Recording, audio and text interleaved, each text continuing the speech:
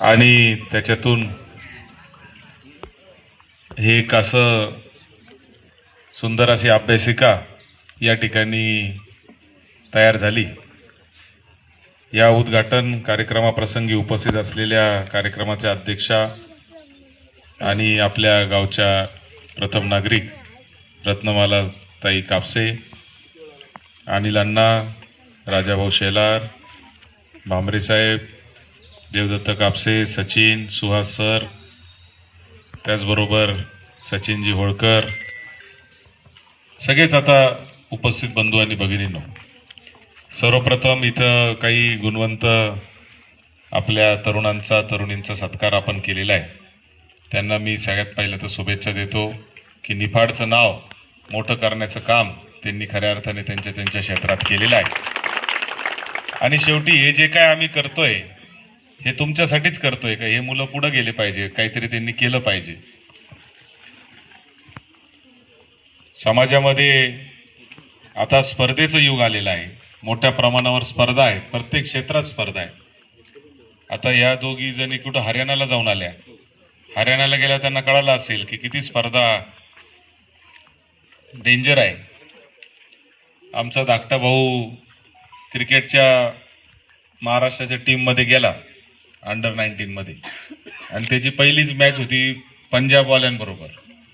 आता हा एवढा आणि ते पंजाबवाले एवढे, त्याच्यामुळे आता यांनी पाहिलं असेल हरियाणावाल्या कशा असतात, डेंजर होत्या ना एकदम।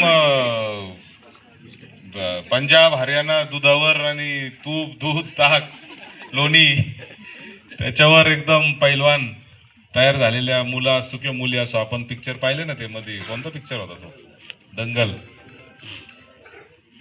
आणि म्हणून एक आपल्याही मुलांना आणि आपल्या मुलींना तशी सुविधा उपलब्ध असली पाहिजे, हे खरं तर आपलं हेतू याच्यातून असतो। आणि याच्यातून आज हा कार्यक्रम आपण केलेला आहे।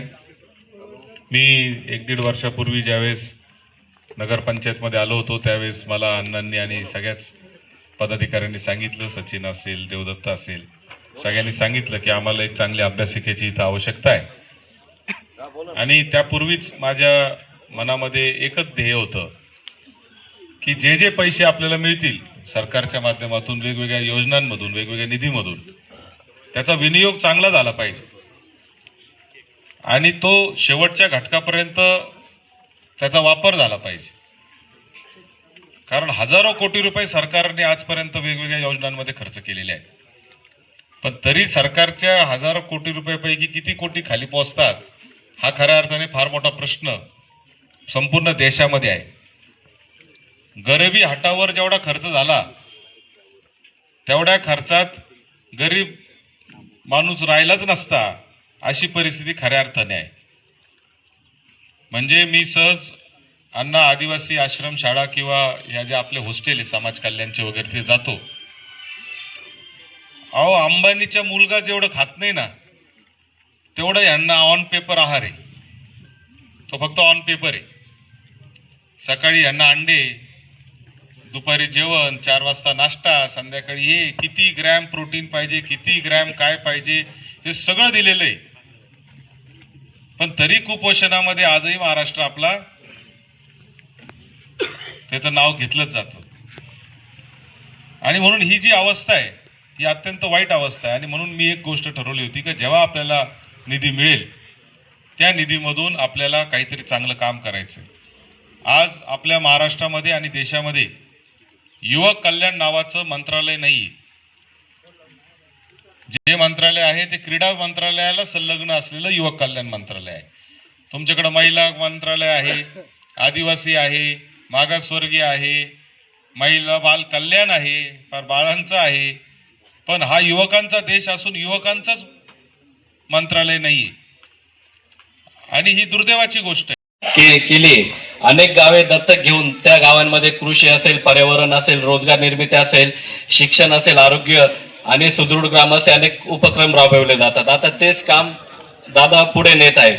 दादांच्या आणि साहेबांच्या माध्यमातून आतापर्यंत 100च्या पुढे कॅम्प्युटर जिल्हा परिषद शाळा असतील आणि बाकीच्या शाळा असतील, कॅम्प्युटर असतील, पोडियम असतील, त्याच्यानंतर प्रिंटर असतील, हे देण्यात आलेले आहे.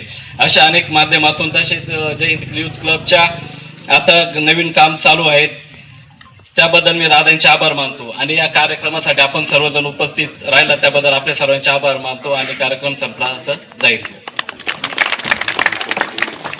ज्यांना दादांचा सन्मान करायचा असेल कृपया आपण स्टेजवर येऊन करू शकतात. अल्पोपहाराची